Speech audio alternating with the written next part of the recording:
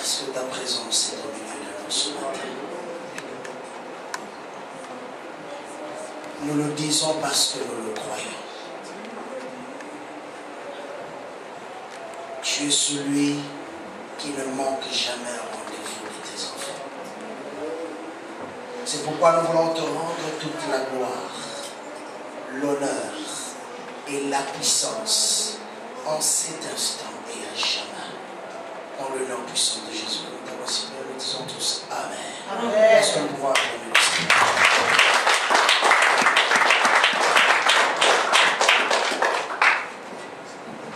Amen. Je nous salue ce matin dans la présence de notre Seigneur, notre Dieu, qui nous réunit encore une fois de plus en ce lieu. Alors depuis dimanche passé, nous avons commencé un sujet. Et dans ce sujet, nous avons eu à exploiter quelques éléments importants de la vie. Et à travers les Écritures, la Bible nous a montré le plan de Dieu et en même temps la stratégie du diable de vouloir combattre le plan de Dieu. Et à tel point qu'à un moment, il devient difficile même à ceux qui ont été appelés pour expérimenter la puissance de Dieu, à expérimenter la gloire de Dieu, d'entrer dans les vraies choses du royaume. Et cela emmène les gens à vivre dans la petitesse de la vie des hommes quelconques. J'aime le psalmiste dans Psaume chapitre 82, verset 6. Le psalmiste dit, « Je vous avais dit, vous êtes de Dieu, mais cependant, vous mourrez comme des hommes quelconques. » Bien aimé, à travers ce qu'on a vu dimanche passé, la Bible nous a montré que le diable combat énormément la destinée de chaque humain, en particulier ceux qui ont été appelés à servir Dieu. Et je disais encore que s'il y a quelqu'un qui connaît l'importance de ta vie sur cette terre, c'est le diable. Dieu le sait déjà. Mais dans toute la création de Dieu, s'il y a quelqu'un qui connaît très bien ton importance, c'est le diable. Rappelez-vous qu'un jour, Jésus-Christ, avant de partir, parle à Pierre. Il dit à Pierre une chose. Il dit, Pierre, Satan vous a réclamé. Il dit, Satan vous a réclamé. Il est parti auprès du Père. Réclamez vos vies. Mais moi, j'ai prié le Père pour que vous ne puissiez pas tomber dans ses mains. Mais je te dis en même temps que toi, Pierre, avant que le coq ne chante, tu auras à me relier 3 fois. Mais quand tu vas te relever, va affermir tes frères. Mais pourquoi Jésus-Christ parlait directement à cet homme de Pierre? Parce que Jésus savait et Jésus voyait en lui une sémence d'un révolutionnaire. Et le diable savait que s'il laissait cet homme de Pierre tranquille, il allait bouleverser tout son royaume. Voilà pourquoi le diable a monté une stratégie particulière et est allé auprès du Père pour aller réclamer la vie de cet homme. Et vous allez remarquer que de tous les disciples de Jésus-Christ, Pierre était un disciple assez particulier. C'était un apôtre qui posait tellement de questions à Jésus. Il voulait connaître les profondeurs du cœur de Dieu. Des fois, quand tu lis ces questions, tu te dis que mais lui aussi, Pierre, il exagère. Mais regardez qu'à cause de toutes ces questions qu'il a eu à poser au Seigneur Jésus-Christ, après la résurrection, après la Pentecôte, c'était la même personne qui était capable d'aller affronter le camp de l'ennemi sans avoir peur. Pourquoi? Parce que toutes les questions qu'il avait posées au Seigneur, il avait pu recevoir les réponses à partir de l'effusion du Saint-Esprit. Et cette révélation-là est devenue une réalité dans sa vie. Et en ce moment-là, il avait compris maintenant le pourquoi Dieu l'avait placé sur la terre. Vous savez, la plus grande captivité de l'homme, ce n'est pas ce qu'il est en train de faire. La plus grande captivité de l'homme, c'est l'ignorance de sa propre identité. Voilà pourquoi vous allez remarquer que s'il y a quelque chose que le diable s'attelle à faire de tout son possible pour que cela soit caché à tes yeux, c'est la révélation de ta propre personne. C'est la révélation de ta propre destinée. Rappelez-vous depuis les jardins d'Éden, le diable a combattu la destinée de l'homme. Comment? Il a dit, si Dieu, est-ce que Dieu a-t-il réellement dit? Et il vient encore. Des fois, je me dis qu'il a une nature un peu audacieuse. Il vient auprès de celui qui l'a créé, Jésus-Christ. Il a fait au premier Adam. Mais il revient encore auprès du deuxième Adam. Et il pose la même question. Si tu es réellement fils de Dieu, pensez-vous que Satan ne savait pas que Jésus-Christ était fils de Dieu? Il le savait. Pensez-vous que Adam ne savait pas que Dieu avait dit, Satan ne savait pas que Dieu avait dit à Adam et Ève de ne pas manger l'arbre de la connaissance du mal et du bien? Il le savait. Mais il est quand même venu vers cet homme que Dieu a créé pour lui poser cette question. Dieu a-t-il réellement dit? Et aujourd'hui, la plus grande stratégie du diable, de la même façon qu'il a commencé dans le jardin d'Éden, il continue le même travail. Et le plus grand combat qu'un homme a à livrer sur sa vie, c'est le combat par rapport au mensonge. Parce que pendant longtemps, le diable a eu à jeter son venin sur la terre. Depuis la chute de l'homme, bien que Jésus-Christ est venu, la preuve en est que ses propres frères, les saints, comme on peut le dire, les Juifs, continuent à renier la venue de Jésus. Parce que depuis les temps anciens, depuis la chute de l'homme, le diable fait un seul travail: mettre le mensonge dans la mentalité du monde. Et vous allez remarquer que quand un peuple a été longtemps esclave, même après qu'il soit libéré, a toujours quelque part une mentalité d'esclave. Il pense toujours qu'il y a quelqu'un qui lui en veut. Il pense toujours qu'il y a quelque chose qui lie sa vie. Voilà pourquoi à un moment donné, quand Dieu envoie Moïse aller délivrer le peuple d'Israël, le peuple d'Israël avait un problème. Il n'avait plus de problème envers le Pharaon. Parce que la Bible dit que quand Dieu a ouvert un passage dans la mer, il a englouti Pharaon et toutes ses chars. Tous étaient morts. Mais regardez, bien que Pharaon et toute son armée étaient morts, le peuple d'Israël continuait à penser à Pharaon. Continuait à penser à l'Égypte. Continuait à dire que nous étions bien de l'autre côté. Alors là, nous comprenons automatiquement que leur problème n'était plus juste le Pharaon physique, mais c'était leur mentalité. Car la mentalité d'un homme affecte sa nature. Et l'environnement qu'un homme fréquente dirige son comportement. Voilà pourquoi la première des choses que Dieu a eu à faire quand il a voulu établir l'Église, Dieu a commencé par faire sortir l'Église de la mentalité ou du système du monde pour entrer dans la mentalité du royaume. Voilà pourquoi l'autre fois je parlais ici, j'ai donné l'exemple en disant que un enfant qui est né d'une famille royale pense en termes d'un prince ou d'une princesse. Et jamais il s'inquiète de son avenir ou de sa destinée parce qu'il sait qu'il a déjà une garantie. Vous savez, toutes les nations, les pays, savent une chose, que le président que nous avons élu ou le dictateur qui s'est lui-même improvisé pour devenir notre président, un jour va passer. Et après lui, il y en aura un autre que nous ne connaissons pas encore. Mais ce qui est spécial dans toutes les familles royales, c'est que déjà, on sait d'avance celui qui va succéder à celui ou celle qui est au trône. On le sait déjà d'avance.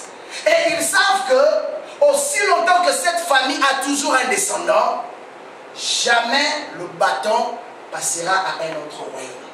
Le seul royaume dans l'histoire de la Bible, si vous lisez avec moi, où il n'y a jamais plus de descendants au trône, c'était le royaume de Benjamin. Vous avez dit le royaume de Benjamin n'existe pas. C'était le royaume dirigé par le roi Saül. Roi Saül était un benjamite. Mais c'était quelqu'un qui n'était pas destiné à la royauté. À cause de la rébellion du peuple de Dieu, Dieu leur a imposé ce roi qui allait les maltraiter. Mais regardez qu'est-ce qui se passe. Après que Saül soit mort, aucun de ses descendants n'a eu accédé au trône. Mais quand Dieu a destiné David pour devenir roi, la Bible nous montre que David n'a pas manqué un seul descendant à son trône. On continue d'appeler ça le trône de David. Bien qu'il y a eu Salomon, il y a eu Jéroboam, il y a eu ainsi de suite plusieurs autres personnes, jusqu'au Seigneur Jésus-Christ, mais on continue d'appeler ça le trône de David. Parce qu'il a été celui qui a ouvert une voie. De la même façon aujourd'hui, la Bible déclare que Jésus-Christ a fait de nous un royaume et des sacrificateurs pour Dieu. Et c'est pourquoi le livre de Philippiens nous dit ceci, que Jésus-Christ est le roi de rois, le Seigneur de seigneurs. Et souvent à l'époque, quand je lisais ce passage, j'avais toujours pensé que quand il parlait de roi des rois, cela se référait au roi de ce monde ou encore au Seigneur de ce monde. Mais la Bible nous montre une clé, une chose importante, c'est que tous ceux qui appartiennent à Dieu automatiquement deviennent des rois. Amen. Et Jésus-Christ est le roi de tous ceux qui sont devenus des rois par l'alliance que nous avons eu à faire avec lui. Mais qu'est-ce qui se passe? Depuis le jour où Dieu a destiné l'homme à devenir roi, comme a dit le psalmiste, vous êtes de Dieu en miniature, vous qui avez été choisis par le Seigneur. Mais pourtant vous mourrez comme des princes quelconques. C'est-à-dire que vous mourrez comme n'importe qui. De la même façon que vous vivez comme n'importe qui, vous mourrez aussi comme n'importe qui. Mais cependant, dans votre fort intérieur, vous portez une sémence qui est différente de toute sémence. Rappelez-vous du peuple d'Israël. La Bible dit que Dieu envoya Moïse. Moïse, quand il est allé auprès de Pharaon pour la libération du peuple de Dieu, Moïse a dit une chose. Il dit, Dieu m'envoie pour te dire de libérer son peuple, pour que son peuple aille l'adorer où? À la montagne. Le Pharaon avait entendu la parole de Moïse. Et il savait que nous, ici dans notre royaume, nous nous prosternons auprès des autres dieux.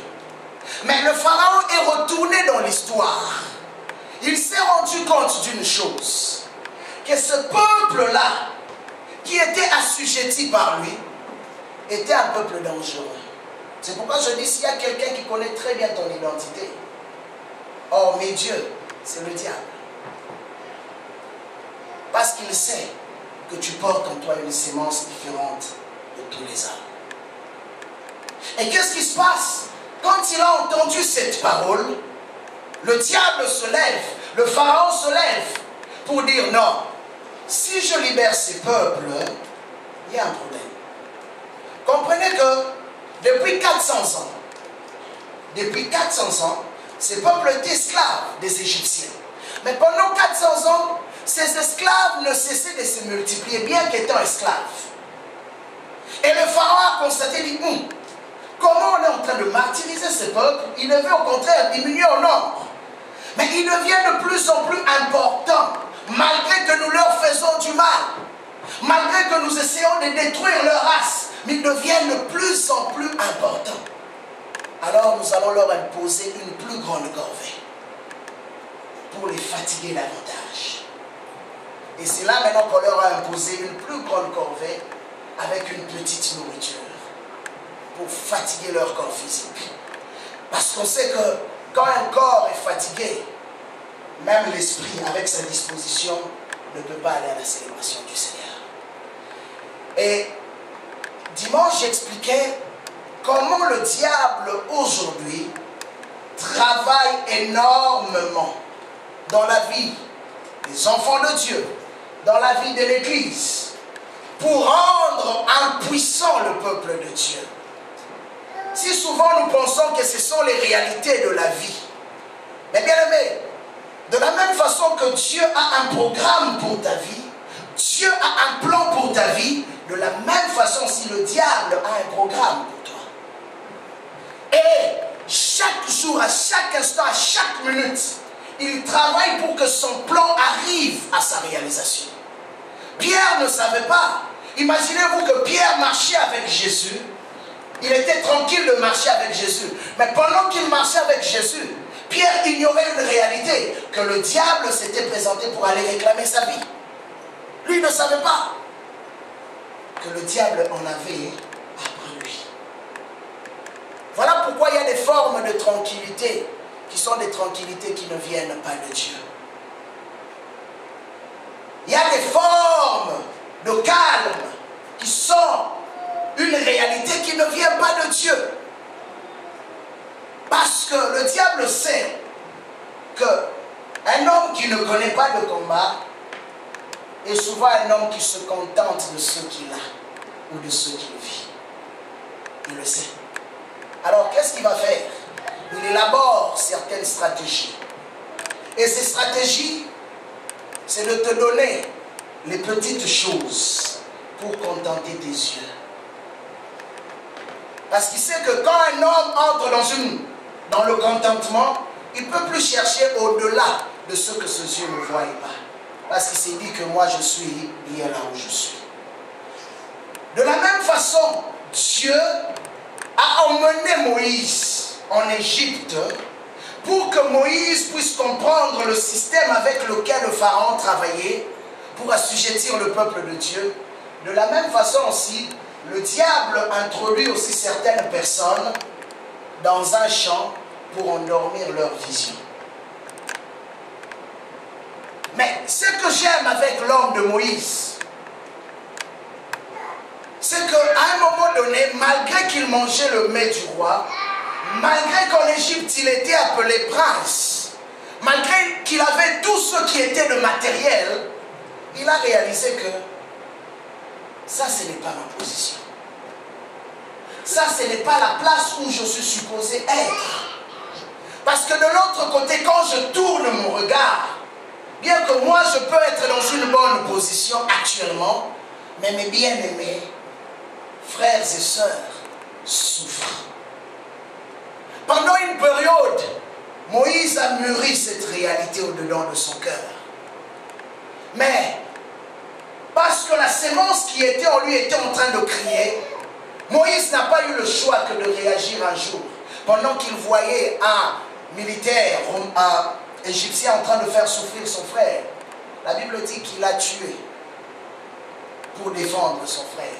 C'était ça le début de la révolution. Mais il ne s'arrête pas là. Un autre jour, il voit ses frères en train de se disputer. Moïse essaye d'être le médiateur. Un autre lui pose la question, qui t'a établi chef entre nous? C'est normal. Parce qu'il arrive aussi dans les choses de Dieu, ce qu'on appelle le temps et les saisons. Tu peux être appelé à réaliser des grandes choses. Tu peux être appelé à accomplir des grandes choses avec Dieu. Mais il est important aussi de reconnaître ta saison. Parce que si tu entres avant la saison de Dieu, tu vas faire fausse route. Et si tu entres aussi après la saison de Dieu, tu feras aussi fausse route. Et Moïse, en réagissant ainsi, pensait bien faire. Mais l'homme lui rappelle à l'ordre. Il lui dit, qui t'a établi chef entre nous? Et Moïse, en écoutant cela, a eu peur parce que l'homme lui a rappelé, dit, toi, nous sommes au courant que tu as tué un soldat romain, un soldat égyptien. Et quand il a entendu ces paroles, il s'est dit, ah, si cela va jusqu'aux oreilles du pharaon, je vais mourir. Et Moïse va prendre faute. Et c'est là maintenant que son voyage avec le Seigneur commence, dans le désert. La Bible dit ceci, je l'attirerai au désert, et là, je parlerai à son cœur. Il y a des réalités qui sont provoquées par Dieu pour nous introduire dans notre destinée. Si ce jour-là, son frère hébreu n'avait pas réagi, Moïse allait continuer à être tranquille dans le royaume d'Égypte. Moïse allait continuer à se contenter de sa position de prince. Bien que dans son cœur, il y avait un tourment. Bien que dans son cœur, il y avait une insatisfaction. Moïse a réalisé ce jour-là que ma place n'était plus ici. Il fallait que je sorte, sinon j'allais mourir. Mais en allant dans le désert, regardez comment Dieu procède. Dieu va le laisser encore travailler pendant 40 ans. Mais pendant ces 40 ans, Dieu va faire quelque chose. Il enlève d'abord de sa dimension de prince pour faire de Moïse un berger. Lui qui dirigeait l'armée en Égypte, lui qui était très considéré, la Bible dit que cet homme devint puissant en actes et en paroles en Égypte. Mais qu'est-ce qui se passe? Dieu le ramène plus bas. Dieu le rabaisse pour l'emmener à devenir berger. Pas pour un jour, pas pour 2 jours, pendant 40 ans. Mais tout ça pourquoi? Parce que Dieu savait aussi que ce qu'il attendait après 40 ans était tellement grand que si son cœur n'était pas forgé ou travaillé, Moïse n'allait jamais être capable de porter la sémence de Dieu. Et pendant ces 40 ans, je crois qu'à chaque année, à chaque jour, Dieu était en train de faire tomber des choses dans la vie de Moïse. Dieu faisait tomber les choses. Et le fois même, je pense qu'il était en train de pleurer dans ce désert, en se posant la question, mais quelle bêtise j'ai fait dans ma vie d'accepter de suivre cette voie. Quelle bêtise j'ai fait dans ma vie d'abandonner ma position de prince pour suivre cette voie. Car il n'y a pas d'issue sur cette voie. Il n'y a rien qui me garantit le succès. Il n'y a rien qui me garantit quelque chose de grand. Pendant 40 ans, Moïse rentrait à la maison le soir avec l'odeur des brebis. Chaque jour, à un moment donné, il se pose la question, Seigneur, ma vie est finie. Mais un jour, après que Dieu ait vu dans le cœur de Moïse un homme maintenant prêt à embrasser sa voix, Dieu va se manifester à travers le puissant ardent. Et Moïse, en voyant ce spectacle merveilleux, il se lève. Il dit, je veux me détourner pour aller voir. Et pendant qu'il s'est détourné pour aller voir, c'est là que Dieu va l'appeler. Dieu lui dira ceci, j'ai vu la souffrance de mon peuple et j'ai entendu son cri. Dimanche passé, je me faisais comprendre une chose. C'est que pour que Dieu intervienne dans la vie d'une personne, pour que Dieu se révèle puissamment dans la vie d'un homme, il faut d'abord que cet homme arrive à comprendre dans quoi il est appelé. Parce qu'il y a des choses que Dieu ne peut pas faire dans ta vie aussi longtemps que tu n'as pas compris la profondeur de ton appel. Et ce jour-là, quand Dieu l'appelle, Dieu lui rappelle juste une chose. J'ai entendu les cris de mon peuple. Bien aimé, depuis le premier jour, quand le peuple était en esclavage, le peuple ne cessait de crier auprès de Dieu. Depuis le premier jour. Mais pourquoi Dieu n'a pas intervenu pendant 399 jours, années?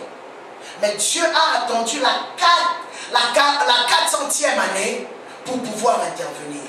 Je crois une chose, que pendant 400 ans, Dieu cherchait un homme au milieu de ce peuple qui était capable de se lever pour prendre le bâton de commandement. C'est pourquoi j'aimerais te dire ce matin, aussi longtemps que tu ne prends pas ton courage avec tes 2 mains et que tu te lèves pour faire la différence, rien ne pourra se passer dans ta vie. Peut-être que quand tu regardes la réalité qui t'entoure, quand tu regardes ta famille, quand tu regardes tout ce qu'il y a autour de toi, tu ne vois que le malheur. De fois même tu pleures, de fois même tu gémis. Tu te dis, Seigneur, jusqu'à quand? Bien aimé, rappelez-vous que pendant 400 ans, Dieu était là, assis sur son trône, en train de regarder ce peuple qui a commencé à crier depuis le premier jour, jusqu'au 400e, jusqu'à la 400e année.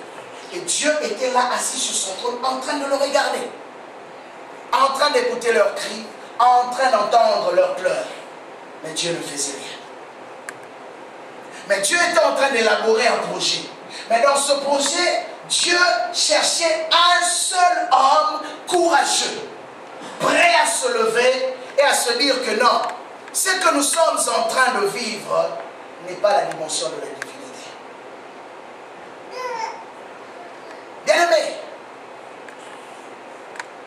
le diable a combattu pendant longtemps la mentalité des hommes.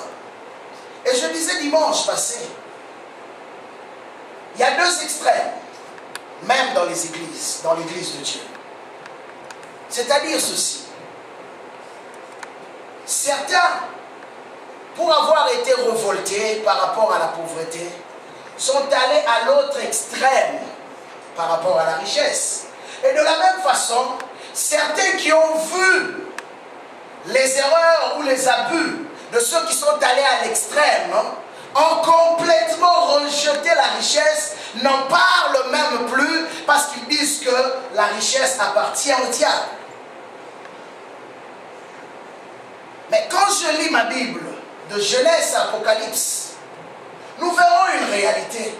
C'est que tous les hommes d'alliance, dites-moi un seul homme d'alliance dans la Bible, dites-le moi si vous le connaissez, qui était pauvre. Depuis Abraham jusqu'à Paul, le dernier des apôtres. Personne. Vous savez pourquoi? Pourquoi Dieu a été capable de leur donner ce qui était nécessaire pour leur vie?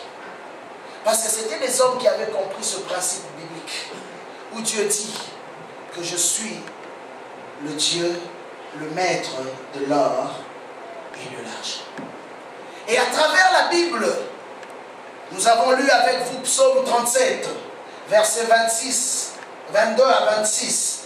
La Bible dit que ceux que l'Éternel bénit posséderont le pays.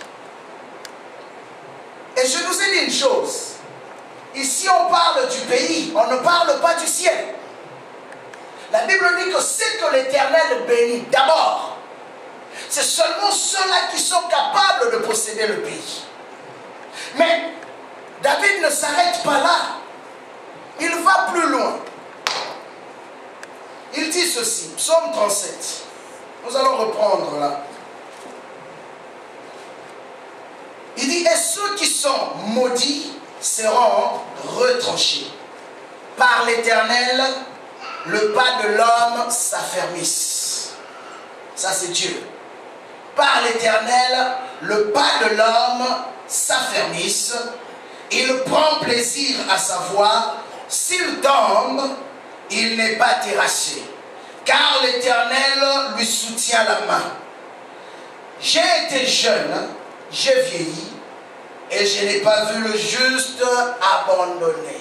Ça, c'est un constat maintenant que cet homme de Dieu fait. Non seulement qu'il est en train de proclamer que Dieu garantit la vie de ceux qui ont été choisis par lui, de ceux qu'il a bénis, et il leur donne la possibilité de posséder le pays, mais en même temps, Dieu assure la vie de ces hommes comme un soutien. Il dit, j'ai été jeune et j'ai vieilli. Je n'ai pas vu un seul juste abandonné, ni sa descendance mendiant son pain. Ça, c'est la garantie qu'il donne. Un constat qu'il fait. Et nous nous rappellerons que dans la prière de notre Père, Jésus-Christ montre aux disciples la prière en leur disant, vous direz ceci, donne-nous aujourd'hui notre pain quotidien. Et il continue en disant, toujours il fait grâce et il prête, et sa descendance est en bénédiction. Ok. Là on parle du juste. Ça c'est une promesse, ça c'est une déclaration que cet homme de Dieu a eu à faire par rapport à sa propre vie. Parce que c'était un homme qui avait traité une alliance avec Dieu et il a vu combien Dieu était capable de garantir chaque jour de sa vie. Et il s'est dit non, je crois aussi que de la même façon qu'il a fait pour moi, pour tous les justes, pour tous ceux qui décident de marcher avec lui, Dieu va garantir aussi leur vie. Il fera en sorte non seulement de garantir leur vie, de ne pas les abandonner, mais aussi d'assurer l'avenir de sa descendance. Et qu'est-ce qu'il va faire de cet homme? Il fera en sorte que cet homme en aura toujours au point de donner à ceux qui sont dans le besoin et de ne pas lui-même emprunter. Alors l'autre fois je disais, pourquoi je parle de la pauvreté est une malédiction? Bien aimé, comprenez, dans la vie, il y a un principe simple. Celui qui manque ne peut rien faire. Même pour sa propre vie. Alors dis-moi, à combien plus forte raison, si tu ne peux rien faire pour ta propre vie, comment pourras-tu faire quelque chose pour la vie de l'autre? C'est ça le principe de base.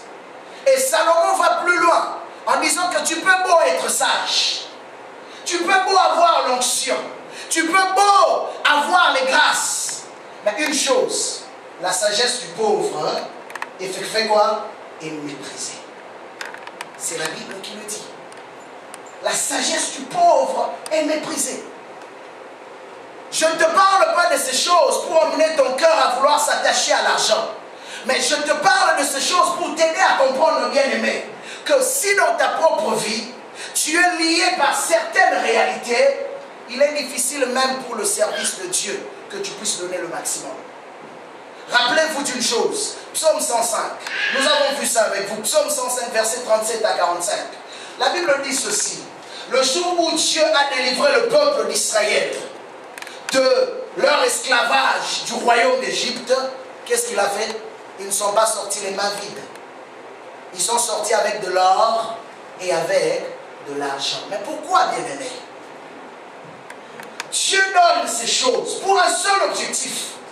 Pour que dans sa maison, dans son œuvre, il ne puisse pas manquer quelque chose. Et de la même façon, pour que ses enfants puissent vivre dans une satisfaction. C'est un principe de la vie. Et Jésus-Christ va parler dans Matthieu 7. Il dit ceci. À compter du verset 34. Il dit ceci. Que ne vous inquiétez de rien. De rien. Par rapport à ce que vous aurez à manger. Par rapport à ce que vous aurez à vous vêtir. Par rapport à ce que vous aurez à boire.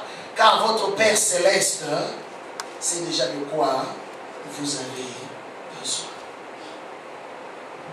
Votre Père Céleste, c'est déjà de quoi vous avez besoin. Mais j'aime. Pourquoi j'aime la version Seigneur? Dans la prière de notre Père, la version Seigneur l'explique telle qu'elle. Il dit, donne-nous aujourd'hui le pain dont nous avons besoin. Dans la version Louis II, on dit, donne-nous le pain, notre pain quotidien. Mais dans la version Seigneur, on dit, donne-nous le pain dont nous avons besoin. Alors en cela, nous comprenons que la volonté de Dieu est que son peuple soit béni. Amen. La volonté de Dieu est que son peuple soit libéré de certaines chaînes. C'est ça la volonté de Dieu. Voilà pourquoi quand il les a libérés, il ne les a pas libérés les mains vides. Pharaon a travaillé de telle façon à ce que ce peuple soit découragé et dise à Moïse une chose. Moïse, nous ne voulons plus de ton Dieu. Parce que depuis que tu es arrivé avec ton message de ton Dieu, nous connaissons beaucoup plus de problèmes. Dites-moi, n'avez-vous jamais remarqué qu'à chaque fois que tu prends la décision de vouloir servir Dieu encore plus, un lot de problèmes frappe à ta porte? Beaucoup de complications arrivent, du coup. Au moment où seulement tu as décidé de t'investir pleinement à servir Dieu. Pourquoi? Parce que le diable sait qu'un homme qui est blessé, qu'un homme qui a des besoins insatisfaits, ne peut pas se donner à 100% au service de Dieu. Il le sait. La preuve en est que vous allez constater ça ici en Amérique. C'est qu'il y a tellement trop de problèmes que les gens vivent. Commençons par le problème de solitude, commençons par les problèmes émotionnels, commençons par les problèmes de santé, les problèmes financiers, au point que les gens n'arrivent plus avec leur bonne volonté, ils veulent servir Dieu, mais le diable a établi un système pour décourager ces gens, pour décourager le peuple, pour leur dire, mais si toi là tu vas consacrer ta vie à servir Dieu, mais regarde, telle facture n'a pas été payée. Regarde telle situation dans ta famille. Si Dieu était réellement Dieu, pourquoi Dieu a laissé tel problème t'arriver?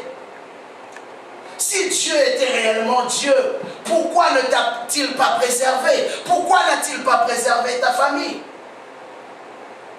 Si Dieu était réellement Dieu, pourquoi toutes ces choses t'arrivent? Et à un moment donné, tu t'assois et tu commences à réfléchir et tu commences à te dire, oui, effectivement, c'est pas fou. Parce que si Dieu voulait vraiment que je le serve, il n'allait jamais permettre que telle ou telle autre situation m'arrive. Comprenez, c'est la même stratégie qui a existé depuis les temps anciens, qui se répercute de génération en génération. Quand seulement Moïse est venu, le peuple ils étaient toujours esclaves, mais la dimension de l'esclavage n'était pas comme celle au temps de Moïse. Quand Moïse est venu avec la parole de Dieu, il est venu avec une révélation, le pharaon aussi se lève. Il dit non, nous allons encore leur imposer une plus grande corvée pour qu'ils se découragent, pour qu'ils refusent d'aller célébrer leur Dieu.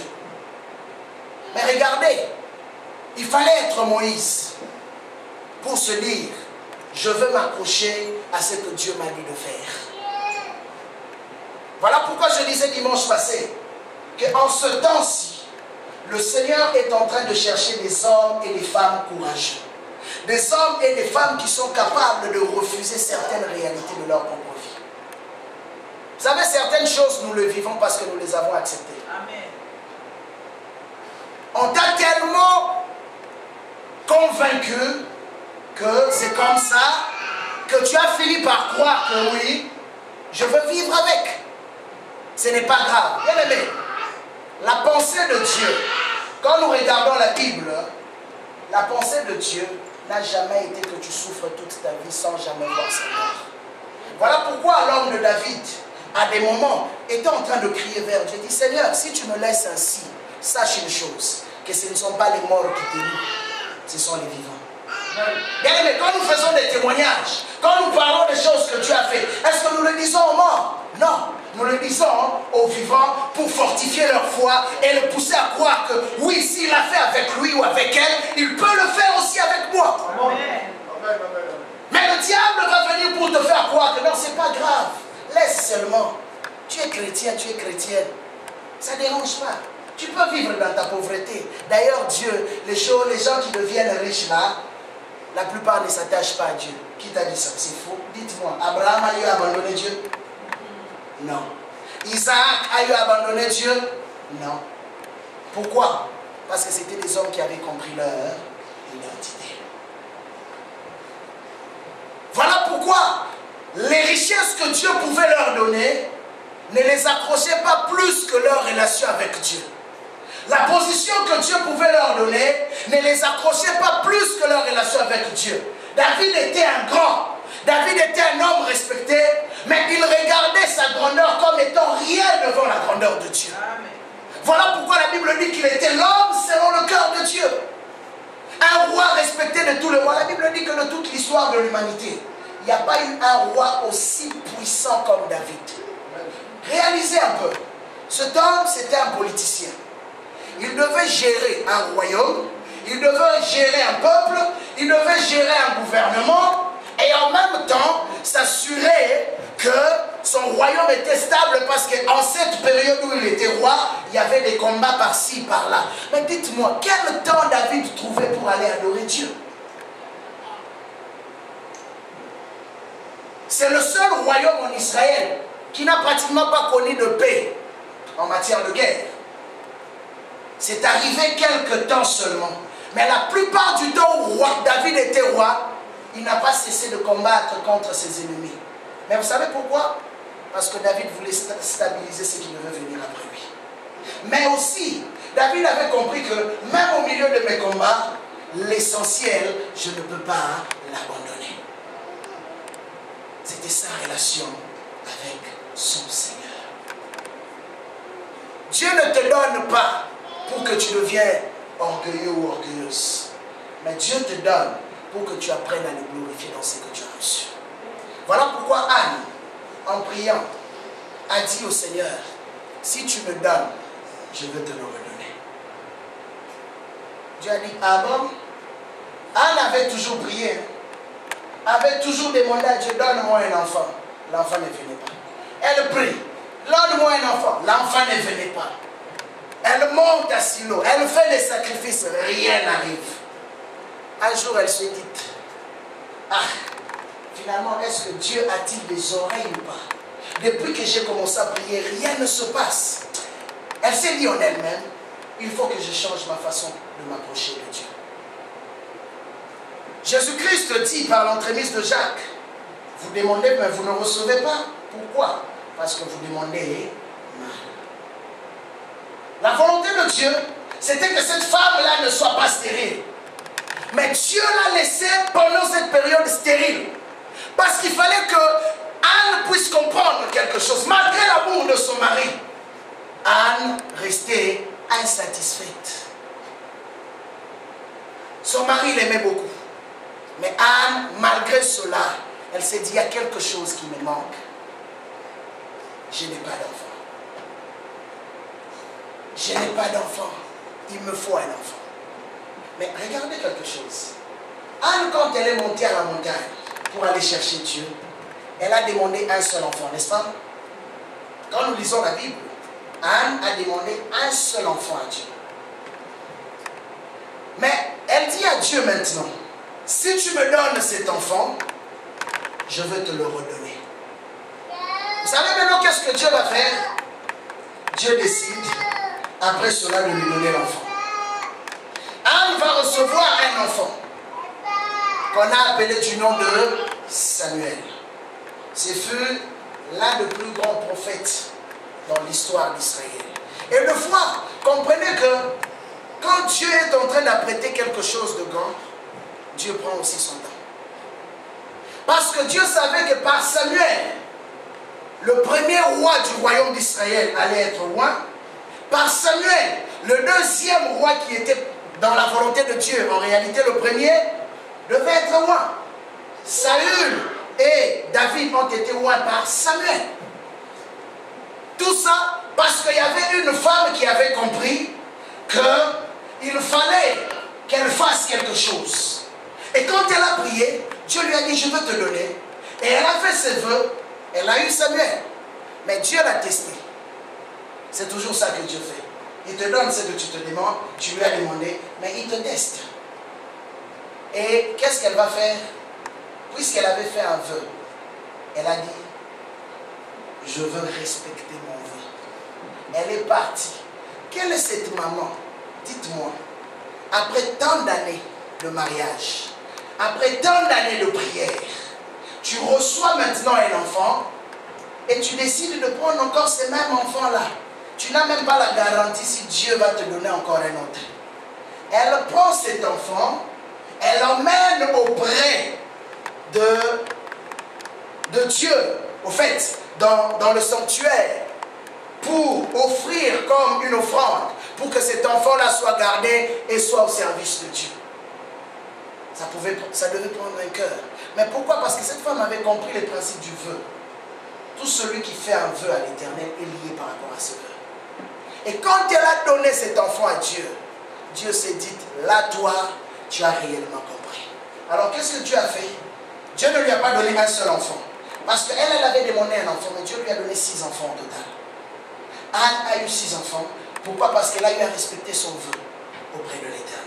Alors, cela nous emmène à comprendre une chose. C'est que le principe de Dieu est simple.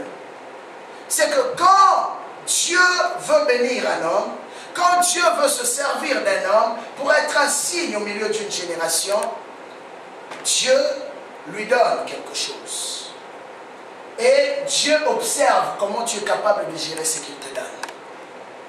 Le vrai problème des humains, c'est la gérance de ce que Dieu lui donne. Voilà pourquoi beaucoup de personnes ne peuvent pas devenir riches. Vous savez pourquoi?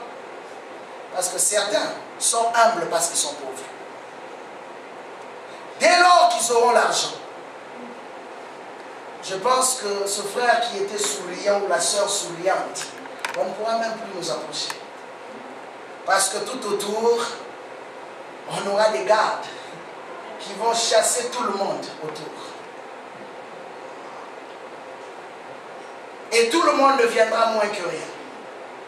Voilà pourquoi il y a certaines personnes que Dieu ne bénira pas. Ce n'est pas parce que Dieu ne veut pas le bénir, c'est parce que Dieu connaît son cœur. Et il sait que celui-là, s'il reçoit, ou celle-là, si elle reçoit, elle va tout oublier. Mais j'aimerais ce matin que tu comprennes aussi une chose. Vivre aussi dans la pauvreté est une malédiction. Parce que la volonté première de Dieu n'a jamais été que l'homme vive dans la pauvreté. C'est pourquoi nous regardons depuis les patriarches, l'homme de la foi, Abraham, qui a traité alliance avec Dieu. La Bible nous montre que Dieu l'avait énormément béni. Énormément béni. Et vous allez me dire que oui, ça c'est les gens aux temps anciens. Bien aimé, nous rentrons au temps de l'Église maintenant. Là maintenant, je parlerai du livre des Actes des Apôtres. Actes chapitre 4. Car en cette saison, il faudrait que l'Église de Dieu que nous sommes retourne dans les Actes des Apôtres. Il y a des choses que nous avons eu à abandonner. Il y a des choses que nous avons laissées de côté. Il y a des miracles qui ne se manifestent plus parce que les gens n'y croient plus. Bien aimé, Jésus-Christ dit, si vous demandez, on vous donnera. Si vous frappez, on vous ouvrira. Si vous cherchez, vous trouverez. Qu'est-ce qu'il voulait dire par là? On demande ce qu'on sait qu'on peut recevoir, n'est-ce pas? Et Jésus-Christ, en parlant ce terme, il dit, tout ce que vous demanderez en mon nom, croyez que vous l'avez reçu et vous le verrez s'accomplir. Tout ce que vous demanderez. Jésus-Christ n'a jamais dit, demande ceci, ne demande pas ça. Il a dit tout. Tout veut dire l'ensemble. Il dit, tout ce que vous demanderez en mon nom, croyez que vous l'avez reçu et vous le verrez s'accomplir. Ça, c'est une promesse qu'il nous fait. Mais certaines choses, on n'arrive pas à le recevoir. Le premier problème, c'est parce que d'abord, nous ne croyons pas à cela. Le deuxième problème, c'est parce que nous sommes ignorants. Tu penses que si tu fais cette prière, tu deviens charnel. Tu penses que si tu fais cette prière, Dieu ne sera plus avec toi. Or, dans la Bible, lui-même Dieu parle de ces choses. Regardez, la Bible dit, à compter du verset 32, la multitude de ceux qui avaient cru, ça c'est, maintenant je parle des Actes des Apôtres, c'est-à-dire notre temps. La multitude de ceux qui avaient cru n'était qu'un cœur et qu'une âme. Nul ne disait que ses biens lui appartenaient en propre, mais tout était commun entre eux. Avec une grande puissance, les apôtres rendaient témoignage de la résurrection du Seigneur Jésus. Et une grande grâce reposait sur eux tous. Car il n'y avait parmi eux aucun indigent, non? C'est ce qui est écrit dans la Bible. Hein? Il n'y avait parmi eux aucun indigent. Ce qui veut dire quoi? Il n'y avait parmi eux aucune personne qui avait des besoins qui n'étaient pas satisfaits. C'est ce que cela veut dire. Un pauvre est celui qui a des besoins qui ne sont pas satisfaits. Je continue. Tous ceux qui possédaient des champs ou des maisons les vendaient, apportaient le prix de ceux qu'ils avaient vendus et le déposaient aux pieds des apôtres et l'on distribuait à chacun selon ce qu'il en avait besoin. Amen. Vous savez, le jour où j'ai lu ce passage, ça m'a révolté. Pourquoi ça m'a révolté? Parce que ça m'a amené à voir une réalité. J'ai tourné mes yeux à gauche, à droite. J'ai réalisé que nous sommes entourés de beaucoup d'indigents. Mais des indigents qu'on n'arrive pas à satisfaire les besoins. Alors c'est là que j'ai compris, j'ai dit non, c'est qu'il y a un problème. Bien aimé, la Bible dit qu'il fallait que Moïse comprenne que la gloire de Christ était plus grande que la gloire qu'il avait dans la maison de Pharaon, au point d'abandonner sa position de prince pour aller chercher la face de Dieu dans le désert. Vous savez, quand on parle du désert ici dans la Bible, cela est la représentation d'un temps de solitude, seul à seul avec Dieu. Et la Bible dit, là, quand je veux l'emmener dans le désert, c'est là que je veux parler à son cœur. Et nous voyons dans la Bible que c'est dans le désert que Dieu a eu à parler à Moïse. Mais regardez que quand Moïse retournait en Égypte, il avait juste son bâton. Il n'avait rien d'autre que son bâton. Mais à cause de la parole qui lui avait été adressée par l'Éternel, la Bible nous montre que quand il est sorti de la maison du Pharaon ou encore de l'Égypte, Moïse n'est pas sorti simplement avec son bâton, mais il est sorti avec l'or et l'argent de l'Égypte. Parce qu'il avait reçu une révélation. Bien aimé, la plus grande pauvreté, comme je pourrais dire encore, c'est ignorer encore le don que Dieu t'a donné. Qu'est-ce que Dieu t'a donné? Moïse avait un bâton. Et il savait que par ce bâton, la main de Dieu allait se mouvoir. Qu'est-ce que tu as entre tes mains? Qu'est-ce que tu as? Dieu t'a donné quelque chose. Dieu a déposé quelque chose en toi. Mais tu attends quoi pour l'utiliser? Beaucoup de personnes restent dans leur position parce qu'ils ne sont pas capables de prendre leur courage en main et de se lever. Vous savez, même le monde a compris cela. Le monde dit ceci: qui ne risque rien n'a rien. Bien aimé, comment peux-tu rester tranquille si tes besoins sont insatisfaits? Comment? Deux fois, je me pose la question. Vous savez, aujourd'hui, quand je regarde l'église, pourquoi je dis ça? Mon cœur est triste parce que je dis, Dieu peut faire plus que ça. Mais ça prend que des hommes et des femmes se lèvent. Des courageux se lèvent pour refuser cet état, pour refuser la réalité dans laquelle nous vivons, en disant, Seigneur, nous voulons voir des choses différentes. Parce que ces apôtres étaient des hommes de chair et de sang. Mais la Bible déclare que parce qu'ils ont cru, Dieu a fait quelque chose. Dieu a ouvert les valves du ciel, a déversé la bénédiction, au point que dans l'église, il n'y avait plus un seul homme. Comprenez un peu. Ce n'était pas une petite église. La première fois que Pierre prêche, la Bible dit qu'il y a eu 3000 conversions. La deuxième fois, il y a eu 5000 conversions. Donc, je peux imaginer que c'était une église qui roulait autour de 10 000 membres. Même plus. Mais je prends 10 000 membres. Mais, bien aimé, prenez cette église de 10 000 membres, des hommes venus de partout, de toutes les classes, et qui n'avaient même plus un seul pauvre. Qu'est-ce qu'ils ont fait pour avoir une église aussi riche? Comment ils l'ont fait? C'est le même Dieu que toi et moi nous prions. C'est le même Dieu. Ne seras-tu pas révolté de te dire que les mêmes promesses que ces hommes ont utilisées, ce sont les mêmes promesses que moi j'utilise?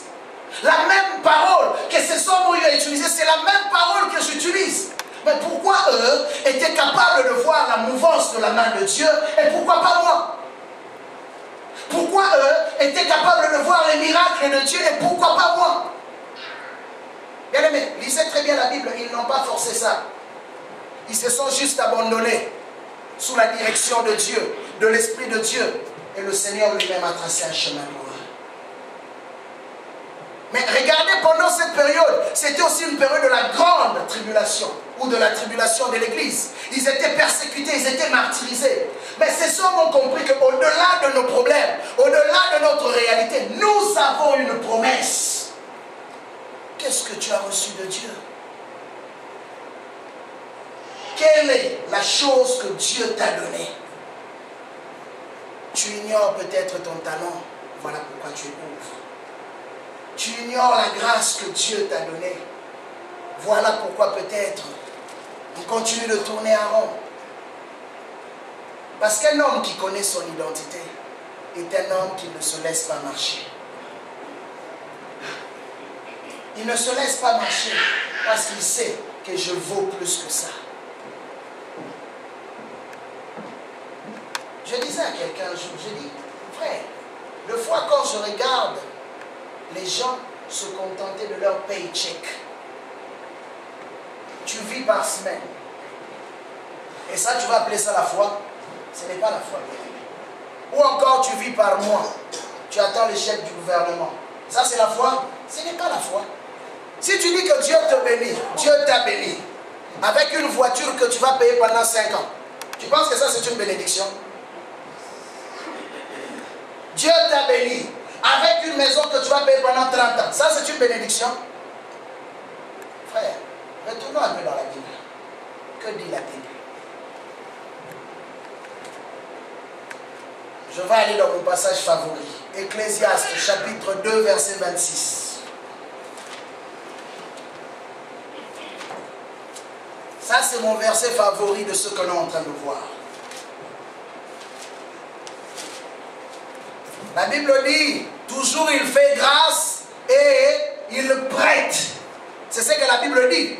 Mais nous nous retrouvons toujours en train d'emprunter auprès du gouvernement, toujours en train d'avoir des crédits auprès du gouvernement, et on appelle ça bénédiction. Je crois que le langage bénédiction par rapport à la Bible et par rapport à notre langage du capitalisme, c'est deux choses. Ce n'est pas la même chose.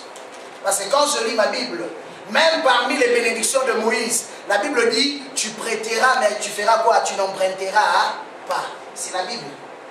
Donc si ce que tu as, ma voiture, je la paye au mois, bien aimé, je n'appellerai pas ça la bénédiction. Je vous dis la vérité. Ce n'est pas une bénédiction. La bénédiction, c'est quand Dieu est capable de te donner la possibilité de payer sa cash. C'est ça la bénédiction.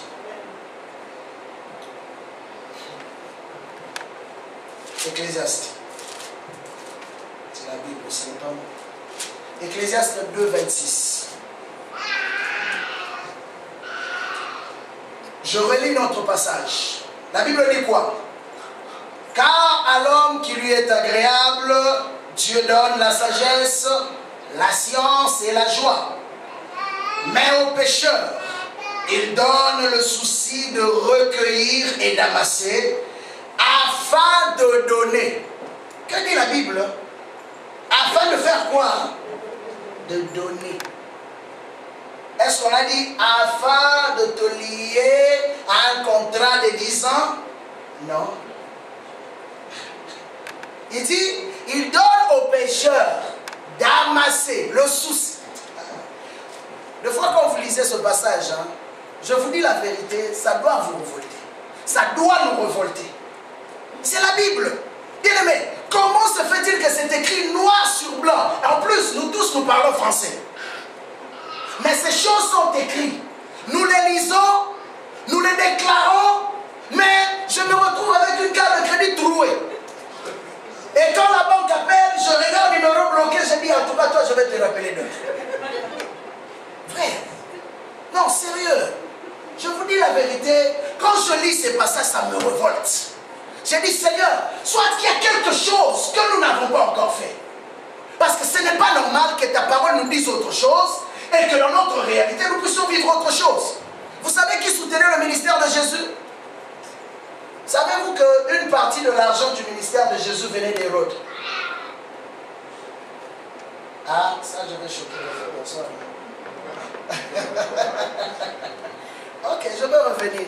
C'est avec ça que je vais conclure.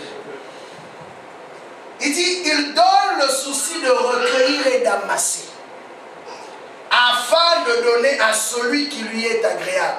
Au point que Salomon lui-même va faire une déclaration à la fin. Hein. Il dit, c'est encore là une vanité, la poursuite du vent. Comprenez un peu. À d'autres, il leur donne de travailler plus durement. Mais pour faire quoi? Toi qui es là en train de prier. Comme je dis dimanche, ce n'est pas que je t'appelle à devenir paresseux. Tu dois étudier, étudier. Tu dois travailler, travaille. Dans la mesure du possible. Mais une chose, tu dois être capable aussi de défier ton Dieu. tu dois être capable aussi de mettre ta foi en exercice pour dire ceci. Seigneur, si tu m'as emmené là, ou soit dans ce pays, je suis né dans ce pays, ou tu m'as emmené dans ce pays, tu as dit ceux que l'Éternel bénit posséderont le pays et mangeront les meilleurs fruits. C'est ta parole, ce n'est pas ma parole. Alors, je ne crois pas que si tout le monde doit se lier à des contrats de 30 ans, de 5 ans, moi aussi je dois faire pareil. Non, frère, tu dois refuser ces choses. C'est la parole de Dieu. J'ai dit, il y a des réalités que nous vivons ou que nous ne vivons pas parce que juste nous ne confessons pas la parole de Dieu. La Bible est là. C'est notre ligne de conduite. C'est notre règlement. Et Dieu, en parlant de la Bible, dit, si tu t'appliques à marcher conformément à ce que te dit le livre de la loi, selon Josué 1, verset 8, peut-être que tu récites souvent ce verset, mais des fois tu ne comprends pas la profondeur de ce verset. Je veux juste t'aider un tout petit peu. Il dit, ce livre de la loi ne se loignera pas de ta bouche. Pourquoi on dit ne se loignera pas de tes yeux ou de ta tête? Amen. Amen. Parce qu'on lit avec les yeux, non? N'est-ce pas? Mais il dit, ce livre de la loi ne se loignera pas de ta bouche. Ça veut dire quoi? Ce que tu as lu dans ce livre, confesse-le avec ta bouche. C'est tout simplement ce qu'il voulait dire. Souvent nous lisons que ce livre de loi ne s'éloigne pas de ta bouche. Mais qu'est-ce que tu confesses de ta bouche? Cela n'est pas conforme à ce que ce livre de la loi est en train de dire de toi. Il dit que ce livre de la loi ne s'éloigne pas de ta bouche. Maintenant, tu méditeras. C'est-à-dire quoi? Méditer, ça c'est maintenant au niveau de l'esprit, au niveau de la pensée. Donc c'est-à-dire que ce que tu as eu à lire, tu te nourris, tu nourris ton esprit constamment de ce que tu as eu à méditer. Et quand tu te nourris constamment de ce que tu as médité, la Bible dit, c'est de l'abondance du cœur que la bouche parle. Donc, c'est-à-dire, si au-dedans de toi tu as développé la négativité, ce qui va faire que de ta bouche tu parleras de la négativité. Si tu crois à la parole de foi que Dieu a eu à prononcer, bien aimé, de ta bouche aussi tu confesseras la parole de foi. Et cette parole fera en sorte que les réalités autour de toi vont changer. Moïse a compris cela. Voilà pourquoi même quand il est venu devant Pharaon, regardez, la première fois Pharaon a refusé, deuxième fois, jusqu'à la 9e fois. Il fallait être patient. Mais Moïse ne s'est pas découragé. Il s'est accroché à ce qu'il avait entendu. Et il savait que la 10e fois, les choses allaient changer. Peut-être que tu as eu à essayer. La première fois, ça n'a pas marché. Lui, il a vu les miracles. Mais peut-être que tu as eu à essayer, ça n'a pas marché. Peut-être même tu es découragé. Mais je veux te dire une chose ce matin, je veux t'encourager. Parce que Dieu est un Dieu qui t'aime et il veut le meilleur pour toi. Il a prévu un plan merveilleux pour toi. Tout ne dépend que de toi et de toi seul. Que personne ne te décourage. Mais j'aimerais ce matin que tu te lèves comme un homme, comme une femme qui a compris que nous servons un Dieu puissant. Il dit, médite-le jour et nuit, constamment, que cette parole que tu as lue puisse ruminer dans ton esprit, que tu puisses penser aux promesses de Dieu, que tu puisses penser à la parole de Dieu. Et il continue pour dire ceci, pour observer et le mettre en pratique, et mettre en pratique tout ce qui est écrit, c'est alors que tu mèneras à bien tes entreprises, c'est alors que tu réussiras. Vous voyez la promesse? La promesse est simple. Dieu n'a jamais créé l'homme pour que l'homme puisse échouer. Jamais. Amen. Dieu ne nous a jamais créés pour que nous puissions accompagner d'autres personnes. Comprenez-vous? On est plus de 7 milliards dans l'humanité. Même les jumeaux, ils n'ont pas le même empreinte digitale. Comprenez-vous un peu? Quelle particularité Dieu dépose dans tout un chacun? Même deux personnes qui sont sorties du même ventre, le même jour, à différentes heures ou minutes, ils n'ont pas le même empreinte digitale. Ils peuvent avoir la même figure, la même ressemblance, mais ils n'ont pas le même empreinte digitale. Parce que en cela, Dieu voulait juste montrer la particularité qui se trouve dans tout un chacun. Voilà pourquoi j'insiste encore. Connais ton domaine. Car aucun roi ne peut régner dans un domaine qu'il ignore. Dans quoi est-ce que Dieu t'a appelé? Quel est le don que Dieu a déposé en toi? Utilise-le. Moïse avait un bâton, il l'a utilisé et il a vu la gloire de Dieu. Qu'est-ce que tu as entre tes mains? Qu'est-ce que Dieu t'a donné? Quel est le potentiel que tu ressens? Peut-être que tu cherches qu'un ange te sorte. L'ange peut-être ne sortira jamais. Bien aimé, je vais vous dire une franchité. Peut-être que ça peut te décevoir. Mais je prie que tout le monde puisse voir un ange avant d'aller au ciel. Mais, certes, il y a de ces personnes qui sont mortes sur cette terre, qui priaient aussi comme toi et moi, qui n'ont jamais même vu une apparition d'ange, mais qui ont marché avec une foi où que rien ne pouvait les arrêter. Et ils ont vu la main de Dieu. Mais toi, je t'encourage à prier que Dieu te montre l'au-delà avant d'aller au ciel. Parce que c'est pour nous ces choses. Il dit, c'est alors que tu mèneras bien. Comprends que même pour la bonne gestion, Dieu est pour la bonne gestion des choses. Un bon gestionnaire, c'est quelqu'un qui fait la joie du cœur de Dieu. Aujourd'hui, si Dieu décide de te bénir, ne sois pas un dépensier, ne sois pas une dépensière. Apprends à calculer tout ce que tu es en train de faire. Il dit, pour que tu mènes à bien tes entreprises, que tu sois un bon ou une bonne gestionnaire. Amen.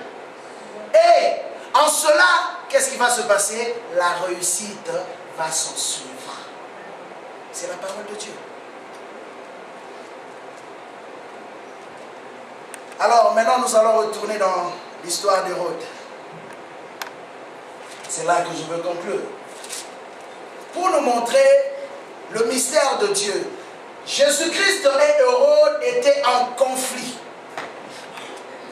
par rapport à leur position, par rapport à leur spiritualité. Ils étaient en opposition. Voilà pourquoi Jésus-Christ s'attaquait au système politique qui était établi. Et le peuple pensait que Jésus-Christ était venu pour les délivrer de l'emprise de Romains, parce qu'en cette époque, le Romain gouvernait sur le royaume d'Israël. Mais il dit, mon royaume n'est pas de ce monde. Je ne suis pas venu pour ces simples choses. Jésus-Christ parle du royaume de ce monde comme des choses minimes, des choses sans importance. Il dit, je suis venu pour des choses plus importantes. Vous vous battez pour vous poser la question qui va régner sur qui va être... Il dit, moi je ne suis pas là-dedans. Ça, ce sont des petites choses. Parce que mon royaume est plus que ce que vos yeux ne peuvent voir.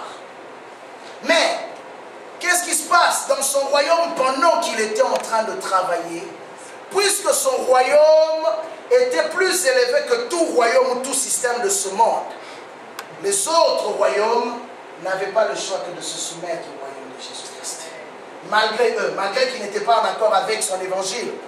Mais ils n'avaient pas le choix que de se soumettre à son autorité. Et ce principe marche de pair sur la terre. Vous avez remarqué que quand un homme spirituellement est très élevé, les choses naturelles se soumettent à lui.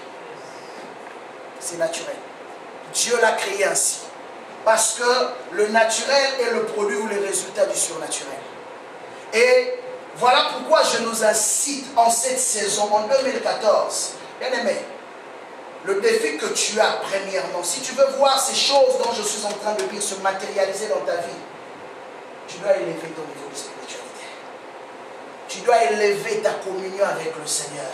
Et tu verras que ce que tu as cherché avec tant de force, que tu ne pouvais pas avoir avec ta force, que tu ne pouvais pas maîtriser avec ta force. Quand avec Dieu tu seras en bonne relation, ces choses viendront par elles-mêmes. Il y en a même que tu commenceras à refuser. Non, ça là non, je ne veux pas, ça je ne veux pas. Mais ça va commencer à venir, à courir vers toi. Ok. La Bible dit, ensuite Jésus alla, Luc chapitre 8. Ensuite Jésus alla de ville en ville, de village en village, il prêchait et annonçait la bonne nouvelle du royaume de Dieu. Le 12 était avec lui et quelques femmes qui avaient été guéries d'esprits mauvais et de maladies. Marie appelée Madeleine, de qui étaient sortis 7 démons, Jeanne, femme de Chouza, intendant de qui?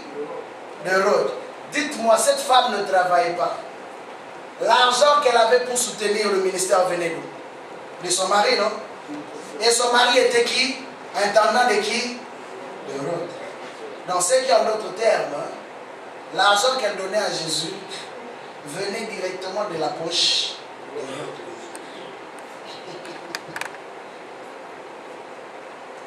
Et plusieurs autres femmes qui les assistaient de leur bien. Mais c'est ce qui m'a le plus intéressé. Pourquoi on a cité juste ces 2 femmes-là particulièrement? Il y en avait plusieurs autres. La Bible a voulu nous enseigner quelque chose. Et cette chose, c'est ce que Dieu promet à un homme dans le livre d'Ésaïe chapitre 45. Ça, c'est le dernier verset en tout cas. Je ne veux pas abuser, j'ai dit que je veux m'arrêter là, mais j'ai senti qu'il faut que je vous ajoute ce passage-là avant de conclure. On priera plus le dimanche prochain. Comme ça, ces choses que Dieu a eu à te parler puissent se matérialiser dans ta vie. Ésaïe chapitre 45. La Bible dit: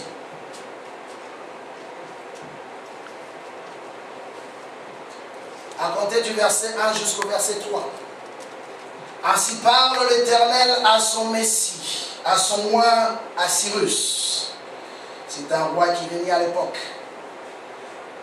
Qu'il saisit par la main droite pour terrasser les nations devant lui et pour déboucler la ceinture de roi, pour ouvrir devant lui le 2 battants et que les portes ne soient plus fermées. Je marcherai devant lui, j'aplanirai les pentes, je briserai les portes de bronze et je mettrai en pièces les verrous de fer. Je te donnerai les trésors enfouis, des richesses dissimulées, afin que tu reconnaisses que je suis l'Éternel qui t'appelle par ton nom, le Dieu d'Israël. Ça, c'est une promesse que Dieu fait à quelqu'un. Et ce matin, c'est une promesse que Dieu fait à quelqu'un dans la salle. Si tu le crois, dis Amen. Amen.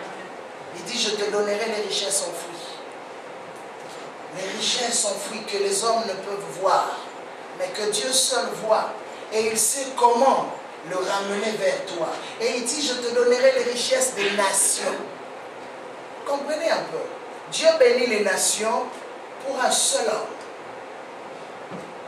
Toi, tu es peut-être, je ne sais dans quel coin du monde, mais Dieu s'arrange que les richesses des nations, c'est comme si on avait mis un scanner, ou pas un scanner, un GPS. Donc ces richesses-là fonctionnent de telle façon à chercher un seul homme. Partout où tu seras, ces richesses vont marcher pour aller te trouver à l'endroit où tu es. Parce qu'ils ont été où elles ont été destinées pour toi. Comprenez un peu. Il dit: je te donnerai les richesses des nations, les richesses enfouies. Parce que moi, Dieu, je t'ai choisi. C'est la parole de l'Éternel. Ce matin, j'aimerais juste que tu te lèves avec moi. Tu vas faire une simple prière ce matin. Ces derniers temps, j'aimerais que ta mentalité d'enfant de Dieu puisse changer.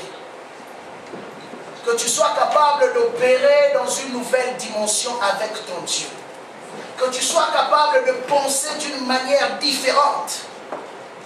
Souvent, ce qui nous fait obstacle, c'est ce que nous voyons de nous-mêmes. C'est ce qu'on nous a dit.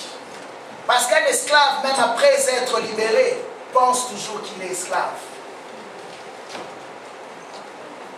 Mais ce matin, j'aimerais que tu parles à ton Dieu, juste simplement pour lui dire merci, à cause de toutes ces promesses. Quand tu rentreras chez toi à la maison, La Bible dit que ce livre de la loi ne s'éloigne point de ta bouche. Quand tu rentreras chez toi à la maison, reprends tout ce passage dont je viens de te dire. Prends-les maintenant par rapport à ta vie. Confesse ces paroles. Confesse-le par rapport à ta réalité. Et à chaque fois que tu vas les confesser, crois à cela. La Bible dit, si tu crois, tu le verras se manifester, tu le verras s'accomplir. Et tu vas fermer les portes que le diable avait ouvertes, par lesquelles ta maison ne pouvait être remplie. Dieu promet encore, il dit, je remplirai tes greniers. Mais tu constates peut-être que tes greniers, à chaque fois qu'il y a une entrée, c'est comme s'il y a une autre porte qui s'assure que tous ceux qui entrent puissent sortir. Ce matin, j'aimerais que tu pries. Ce matin, tu vas juste rendre grâce à Dieu pour la victoire qu'il t'a donnée. Tu vas juste rendre grâce à Dieu pour la bénédiction qu'il t'a donnée. Dimanche prochain, nous allons prendre un temps sérieux, où nous allons prier, où nous allons prendre autorité contre tous ceux qui combattent notre destinée. Et nous allons aller dans une plus grande profondeur par rapport à cette pensée que Dieu est en train de déposer en nous pour ce temps-ci. Car Dieu veut que son Église soit une Église influente au milieu des nations. Il veut que son Église soit une Église qui soit capable d'aller dans le fin fond du monde pour aller témoigner de sa grandeur. Mais cela prend des moyens pour pouvoir le faire. Parce qu'il y a beaucoup d'âmes qui sont perdues, il y a beaucoup de personnes qui ne connaissent pas Jésus, qui ont besoin de le connaître. Mais pour que cette mission soit accomplie, ça prend une église capable de soutenir la mission. Alors tu vas prier ce matin juste pour dire merci à ton Dieu pour cette victoire. Merci à ton Dieu pour la délivrance. Merci à ton Dieu pour le changement. Merci à ton Dieu pour sa parole, car sa parole est la vérité. Bien-aimé, crois. La Bible dit, si tu crois, tu verras la gloire de Dieu. Si tu crois, ces paroles sont des paroles de la Bible, ne sont pas les paroles d'une religion quelconque, mais ce sont les paroles de la Bible, la parole de Dieu. Et tout ce que la Bible dit est bon. Tout ce que la Bible dit est bon. Tout ce que la Bible déclare est vrai. Tout ce que la Bible déclare peut être une réalité dans ta vie. Si tu y crois, et ta réalité, tu peux la changer ce matin, juste en changeant ta mentalité, juste en entrant dans la pensée biblique, juste en entrant dans la réalité de ce que la parole de Dieu est en train de dire sur ta vie, sur ta destinée.